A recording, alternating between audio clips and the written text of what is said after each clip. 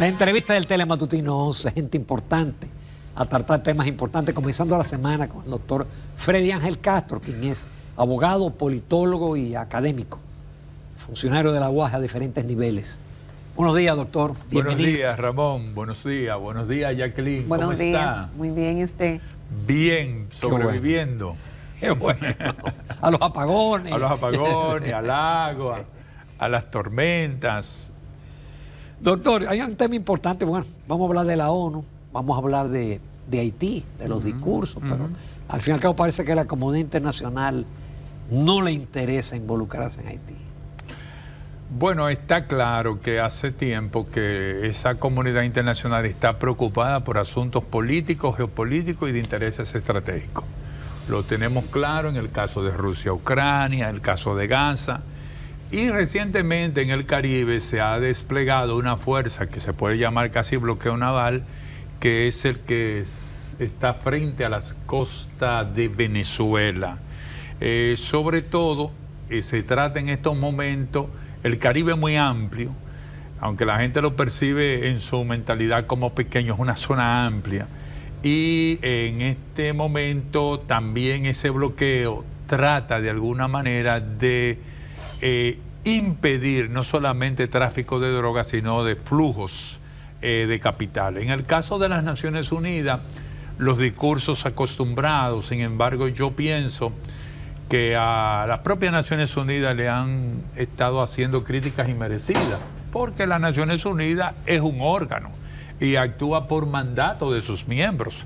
O sea, como que usted le eche la culpa a la compañía Juan Sin Tierra, pero resulta que los accionistas de Juan Sin Tierra son los que deciden lo que va a hacer la compañía.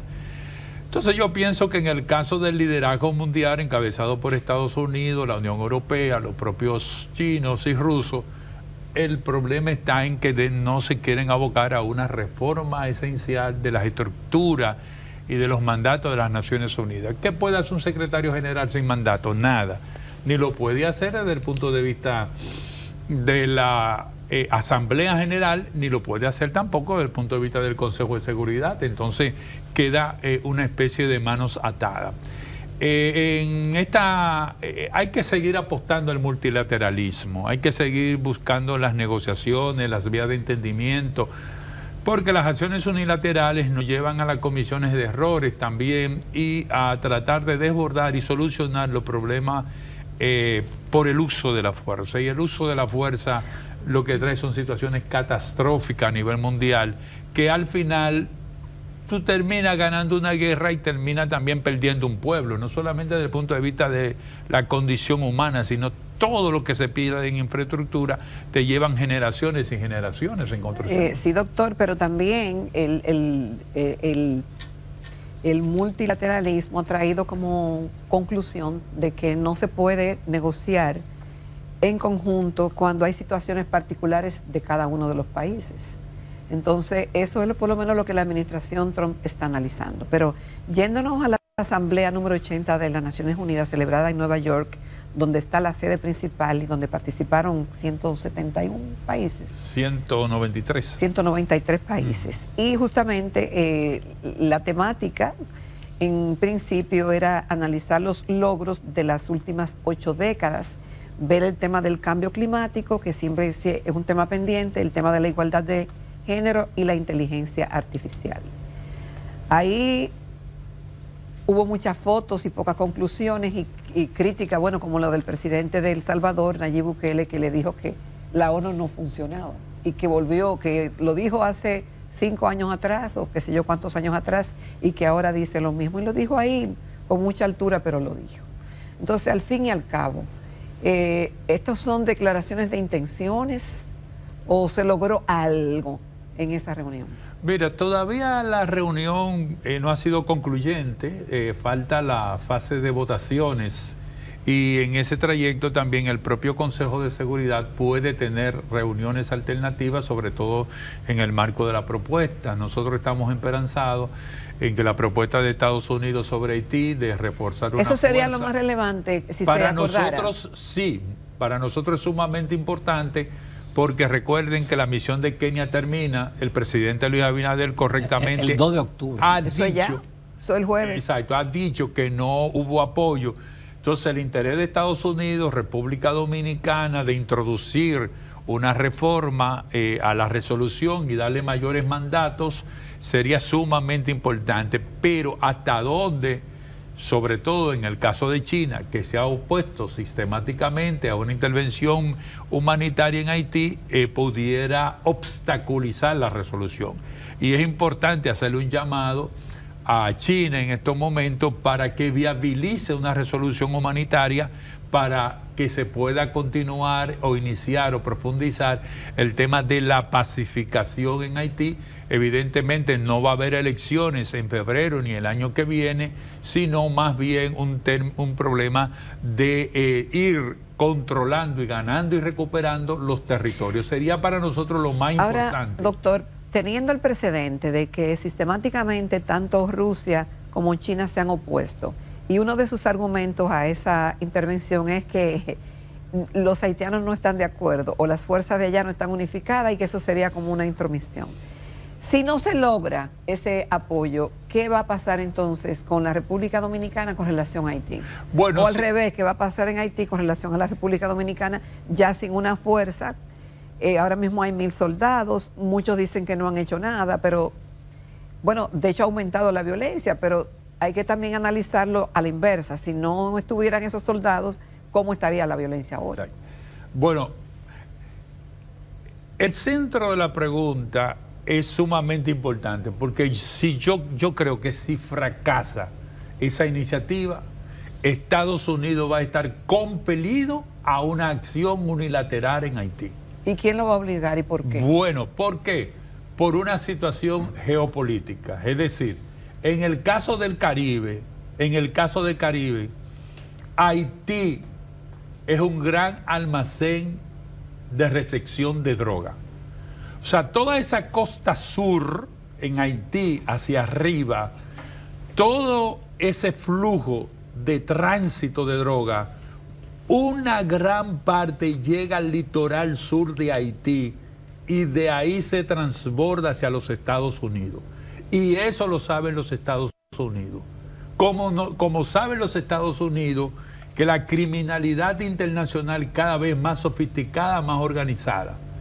Y esas bandas que tienen capacidad de dinero para comprar armamentos sofisticados en Estados Unidos, solamente pueden permanecer adquiriendo una parte importante de esas ventas ilícitas que tienen. Entonces, si la lucha de Estados Unidos en términos del control de armamento, de droga, de tráfico, se quiere hacer efectiva, va a ser necesario controlar a Haití. ¿Y Estados Unidos va a mandar soldados norteamericanos? No necesariamente soldados norteamericanos al territorio. Pueden realizar operaciones encubiertas, que son operaciones de baja intensidad. Es decir, por ejemplo, hemos dicho, y en una entrevista anterior yo dije que Barbecue representaba parte de esa gobernabilidad. Pero ¿qué sucede? Que en estos momentos, la situación, por ejemplo, en relación a Barbecue, ¿qué se ha demostrado? ¿Qué pasó esta semana en Estados Unidos que acaba de pasar? Que uno de los grandes financistas de Haití es un gran financiador de las bandas.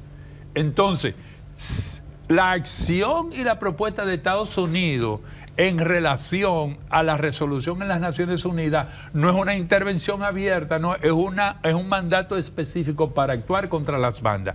Si no se da, no estamos hablando de desplegar tropas en el territorio, porque la política de Trump hasta ahora no ha sido esa, pero sí de operaciones encubiertas o mercenarios para atacar fundamentalmente esas bandas. Doctor, pero el punto que usted destaca en su argumento no es nuevo. Es decir, yo no creo que fue ahora que Estados Unidos descubrió que Haití es un acopio para el narcotráfico y que hay mucho, que las bandas es posible que estén financiadas básicamente por grupos, carteles de droga. Eso no es nuevo. ¿Por qué ahora sí sería diferente y usted ve alguna posibilidad de que haya esa intervención, aunque sea unilateral de Estados Unidos. Porque en la visión del presidente Donald Trump, la lucha en contra de la migración y el narcotráfico se posicionan como ejes y temas fundamentales de la política exterior. Pero no solamente eso, sino que su secretario general, en este caso su canciller, Marco Rubio, específicamente ha puntualizado y ha profundizado esos temas para América Latina, incluyendo la situación de los carteles de la droga. Es tan así que, por ejemplo, ya los carteles de la droga en México están utilizando drones con altos niveles de especificidad y de ataque y destrucción tecnológica. Entonces, por esa es un cambio de visión. Mientras, doña Jacqueline, mientras Biden lo que hizo fue que habilitó la aplicación BPI para que los inmigrantes cruzaran la frontera. En el caso de Estados Unidos, en estos 8 meses, la disminución del tráfico ilícito por esa frontera ha caído casi a un 1 o un 2%. Entonces es una visión diferente de la política exterior que está enchuflada fundamentalmente por la posición y eso de Marco explica Rubio. los buques frente a Venezuela. Claro. Y las presiones que ha habido sobre el gobierno Porque mexicano. si no, entonces lo que iba a pasar era en la misión anterior de la administración anterior de Biden, era que Biden le renovó las licencias a Cisco y le devolvió los aviones a Maduro y nunca lo apretó desde el punto de vista de ese tráfico. Hay un cambio de visión en la administración. Doctor Freddy Ángel Castro, la visión y el interés de Estados Unidos hacia América Latina y el Caribe mermó en las últimas décadas. No miraban para acá. El hecho de que, bueno, se juramenta en este periodo Donald Trump y la primera visita que hace su canciller fue a la República Dominicana, eso quizás manda un mensaje. Ahora bien, hay elementos, además de los buques y eso, para decir que se va a mantener esa consistencia y que otra vez Estados Unidos pondrá los ojos en América Latina y el Caribe. Estados Unidos debe y está en el deber, y yo diría casi en la obligación, de seguir manteniendo atención a los Estados Unidos por una cuestión al Caribe, a la región. ¿Y por qué? La posición de China en América Latina y en el Caribe es de notable avance. Le ha tomado puertos estratégicos como el puerto del Shanghái, el Yansei en Perú. Hubo disputa, recuérdese que Marco Rubio en la visita que hizo a República Dominicana pasó por Panamá y también Trump habló del canal y le digo a los panameños que estaban violando el estatuto de neutralidad del canal, lo cual invalidaría los acuerdos Torrijos-Carter. Recuerde también que uno de los grandes sostenes en financiamiento en el caso de Venezuela es China e Irán. Y entonces Estados Unidos está preocupado porque hay un real avance en términos económicos y de presencia de China en América Latina. Entonces, y eso es recuperable, es decir, el liderazgo y la influencia que tenía Estados Unidos sobre estos países, que obviamente lo descuidó, miró para otro lado y vino China y se aprovechó. Pero ¿son recuperables ese control y esa influencia? Sí, la política es cambiante y la geopolítica también. En Panamá recuperaron el control. No, y no solamente eso, a la presidenta de México, que estaba tercerizando y metiendo los flujos libres en términos del comercio, prácticamente también Trump, esa es la respuesta del aumento de los aranceles. Se los dijo a ellos, ustedes están permitiendo que los chinos nos invadan. O sea, eso se puede controlar, no es que se puede limitar, son controles porque la economía opera dentro del propio marco. Recuerde que ahora mismo también, en el mes pasado, China y Estados Unidos negociaron sus tasas de aranceles. O sea, no es una guerra a muerte, a destruir, pero hay que controlar espacios significativos en América Latina, donde Estados Unidos perdió control tiene que recuperar. Pero yo creo que hay una señal, Freddy, el caso del rescate de Milei, porque no es el rescate el rescate de Milei.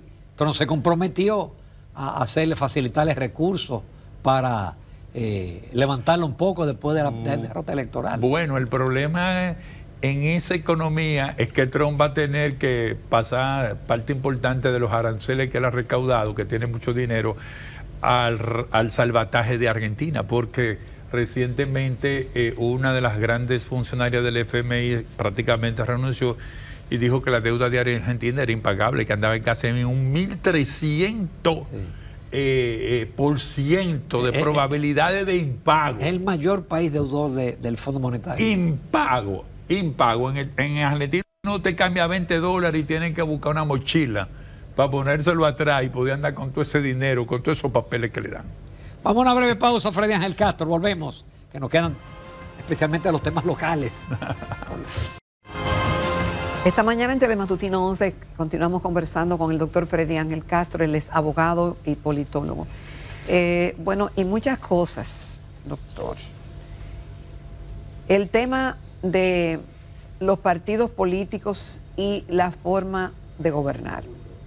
Y yo digo esto porque justamente iniciamos nuestros comentarios en el día de hoy destacando un informe del Departamento de Estado de los Estados Unidos sobre el clima de inversión nuestro. Y ahí habla de lentitud, favoritismo político, y aunque advierte algunas mejoras en el gobierno y la gestión de Luis Abinader, todavía hay puntos que son consistentes en cada informe, no importa el gobierno que esté en el poder, lo cual me lleva a concluir en cierta forma de que los partidos políticos son iguales en la forma de actuar. Bueno, yo creo que lo importante, y quiero ponerle como un introito, una parte de sombrilla, esta parte de la pregunta, porque recientemente Idea Internacional publicó el estado de la democracia a nivel mundial, donde recogió que 54 países habían estado consistentes, avanzando en el tema de la democracia. Destaca a la República Dominicana. Nosotros el 14 de octubre vamos a poner los datos en concreto para nuestro país a través del Instituto Dominicano de Derecho Procesal sobre el estado de la democracia en la República Dominicana. Los indicadores que se midieron fueron Estado de Derecho, precisamente transparencia, libertad de prensa y el tema de la corrupción. El único país que recoge el informe de Idea Internacional que disminuyó el problema de la corrupción es Guatemala. O sea, yo pensé que tú me ibas a decir República Dominicana, yo estaba ya a la expectativa. Claro, feliz. No, Guatemala. O sea, Guatemala da unos indicadores. ¿Qué hizo Guatemala? Ellos, en comparación al periodo anterior, estas son mediciones de 5 años, ellos han cerrado un conjunto de programas y han empezado a hacer reformas estructurales. En el caso de la República Dominicana, esto sigue siendo una agenda pendiente. Pero yo creo que aquí hay una responsabilidad compartida. Sí. Por ejemplo, los formalismos procesales. Ustedes lo hablaban ahorita. O sea, aquí un caso entra y dura 5, 7 y 8 años y no hay toma de decisiones. No. En Estados Unidos la formalidad procesal es muy simple. Usted es culpable o inocente. Es culpable o inocente. A partir de ahí ya usted en 2 o 3 causas de fondo se van. Entonces, tenemos un problema estructural que tiene que ver inclusive con los instrumentos jurídicos, porque el juez no puede ir más allá de lo que le dicta la norma, porque va a decidir en exceso de lo demandado y eso es causa de nulidad y viola el debido proceso.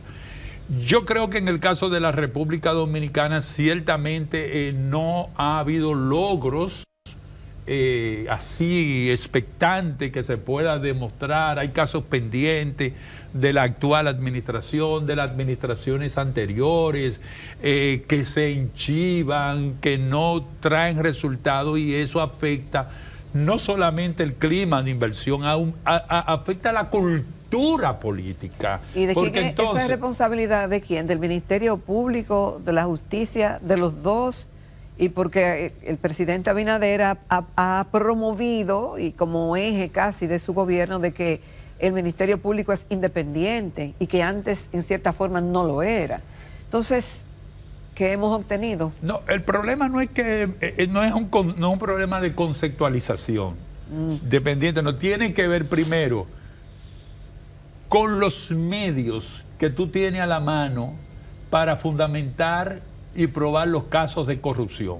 Y te digo lo siguiente, hay un exceso de formalismo en la República Dominicana que yo espero que se vaya saliendo a partir del nuevo Código Penal y también de las necesarias reformas que hay que hacerle al Código Procesal Penal. Que le fueron observados 100 y pico Exacto, pero que a mí no me sorprende porque Francia, cuando aprobó su última modificación del Código Penal, ha hecho ya más de 20 modificaciones.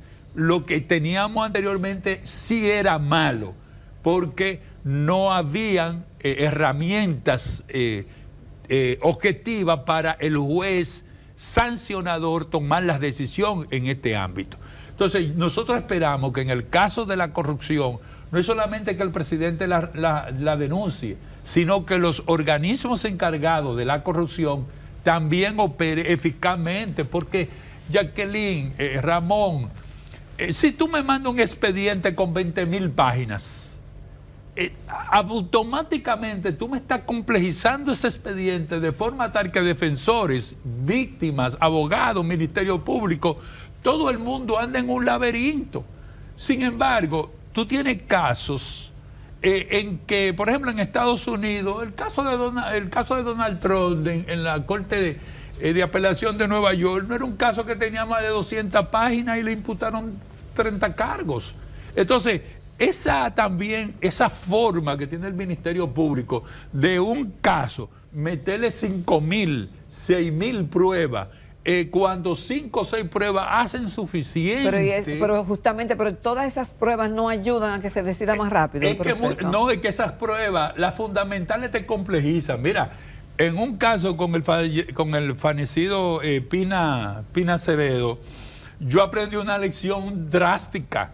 O sea, en un tribunal mucho balbuceo y discurso y retórica, y el doctor Pina Acevedo dijo, no, el que se hace de homicidio está condenado a tanto. Doctor va a seguir, no, es que esa es mi conclusión.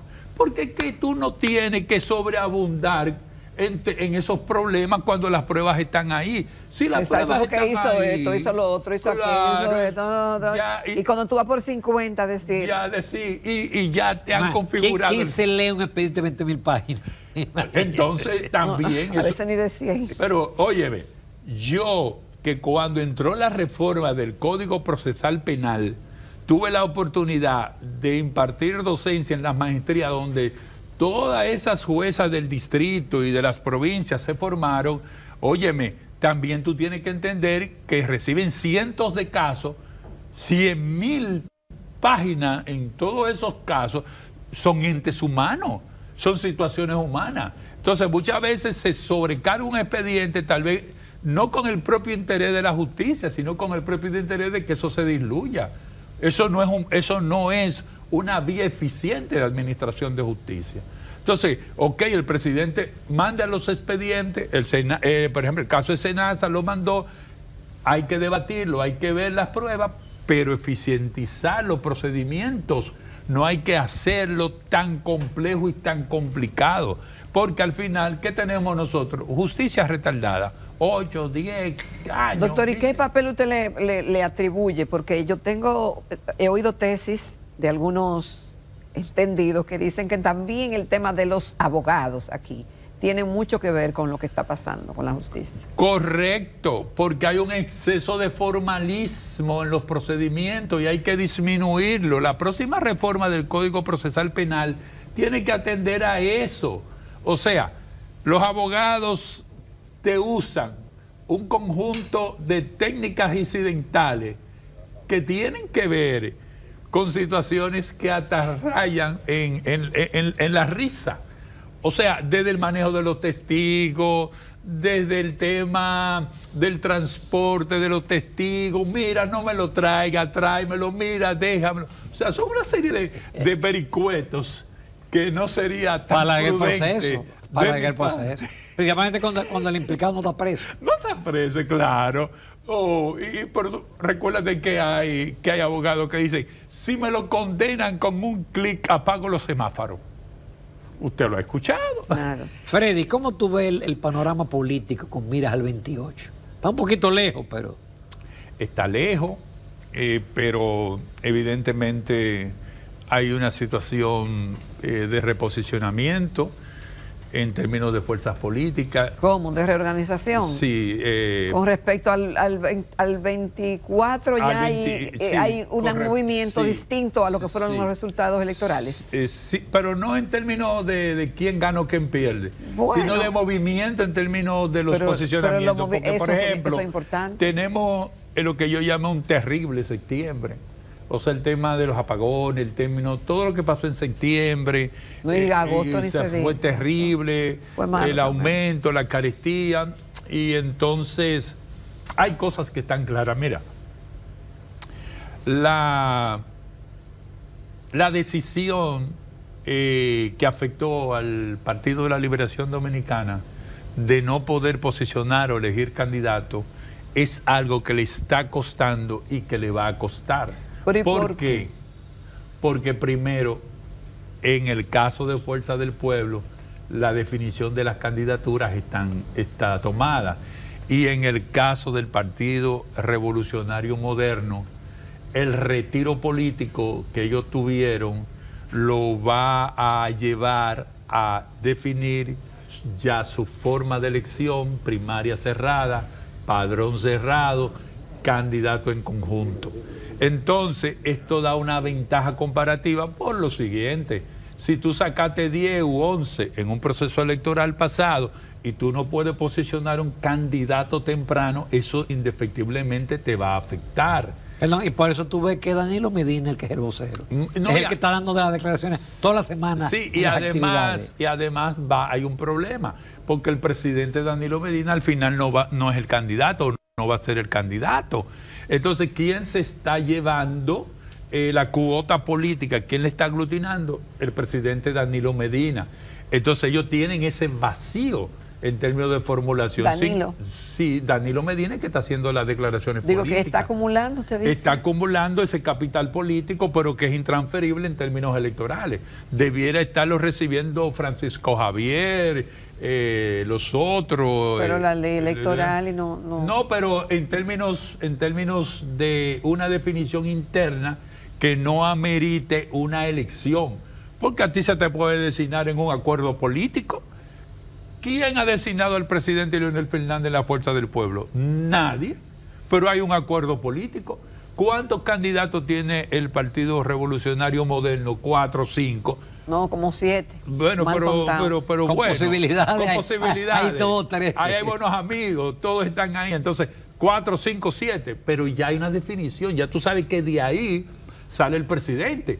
Y hay gente que se va a la frontera y mira la frontera. Hay gente que hace espacio público en París. Yo estoy feliz porque yo tengo 2 años que toda la semana recibo agua. A mí el agua mía en mi zona ha sido altamente eficiente y yo estoy contento. O sea, son beneficios que se originan de esos procesos. Pero los propios adversario del presidente Luis Abinader, y yo soy de esa tesis, yo pienso que el presidente Luis Abinader introdujo la reforma constitucional demasiado temprano, esa es mi tesis, y que eso de alguna manera debilitó un poco el partido. Y ahora mismo ya los mismos opositores y la oposición marcan sencillamente que la disputa será entre el candidato que elige el PRM y el presidente Leonel Fernández. Por ahí es que andan los posicionamientos. No hay que hablar de ganancia ni de victoria, porque los factores exógenos, por ejemplo, externos, pueden afectar variables importantes. Doctor, yo no tengo mucho tiempo. No queda casi nada. Nada, es decir, pero el hecho de que Leonel Fernández esté en Estados Unidos y que empresarios importantes estén con él, ¿eso es alguna señal o no? Bueno, que anden con él. Bueno, hay un gran empresario de Santiago que tiene un galdeo 24/7. No se apea. Así que lo dejamos ahí. Hasta la próxima. Gracias, Freddy Ángel Castro. Muchísimas gracias. ¿Nos vamos a comerciales o nos despedimos?